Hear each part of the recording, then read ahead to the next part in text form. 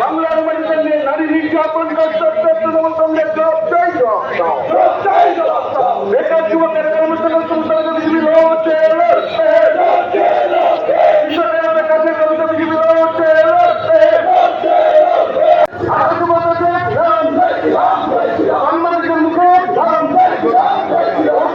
পুলিশের মুখে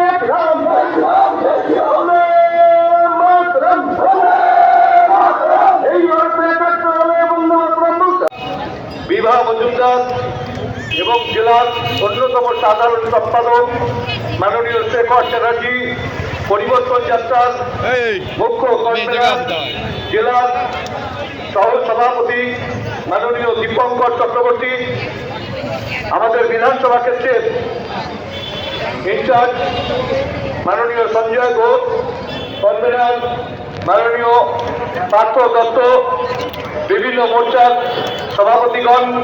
বিভিন্ন মণ্ডল সভাপতি, সকলকে আজকের সভায় যারা এসেছেন সমস্ত কার্যকর্তা, নেতৃত্ব, ব্যক্তিত্ব এবং